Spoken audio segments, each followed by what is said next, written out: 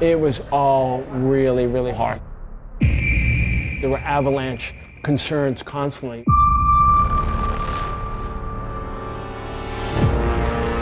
The minute you stop moving around, you're exhausted. Try to breathe, man. Try to breathe, okay?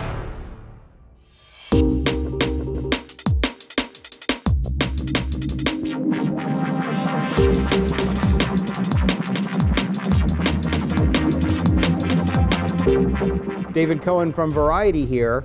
This is Artisans, and our guest this week is Salvatore Totino, director of photography for Everest. This film, from Universal and director Balthazar Kormakur, is the most detailed depiction yet of the disastrous day in 1996 when 8 climbers died on Mount Everest. This movie has one shot after another, which, if you step back to think about it, is impossible. Nothing's impossible when you're making a movie. We shot in Kathmandu, up the Kumbh Valley as high as 15,000 feet. And then we shot the rest of it in Italy, in the Dolomites, on a mountain at 10,000 feet, dealing with weather conditions there, creating some storm using fans and blowers. There are areas in the Dolomites that look like Everest, which was fantastic. Congratulations! Welcome! Hey, Lopsy! You did it! And then we recreated some of it in the studio as well, where we built the summit, the Hillary Step, and Camp 4 in Pinewood in London. And then with the help of CG, we had a great CG supervisor, which helped to enhance and create Everest. Come on, doggy! Dog, let's go! Hurry up! I'm always trying to make the audience feel like they're there in the moment. So how do I bring you, the viewer, into that scene? And I want you to feel like you're one of the climbers on Everest. And I do that by putting the camera in places in a way that makes it feel like you're really there. I've been to Nepal, actually a year before the events of this movie, and I trekked part of that same route up to Everest Base Camp. The sky looks different, and there's no pollution. The air is really crisp, very sharp. Shadows are really sharp, a lot of detail.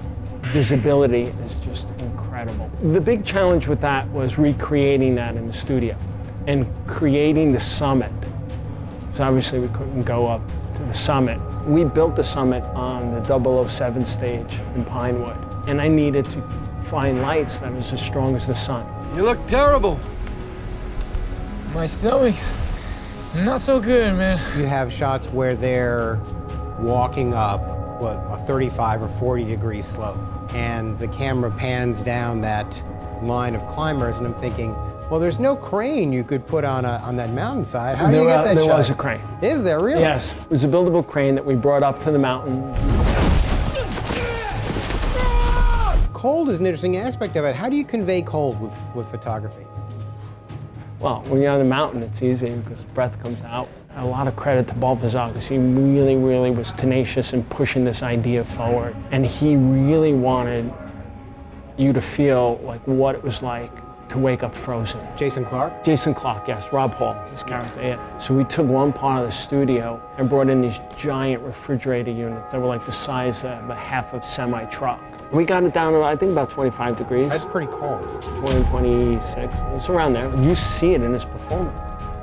He's frozen, his face is frozen. That's not makeup. You've got to get moving. You've got to come on down. You take all these pieces of your photography, of the set, the environment, creating a refrigerator, and you're building these real moments that you just put the camera in there and you put it in the right place, and it's there. You're real. You're like, I'm here with him. I'm cold. I'm watching it. I'm freezing. I'm gonna die. As an audience, I believe that's what you start to feel, and that's what I really enjoy doing when I'm making films. Get out there! I need help!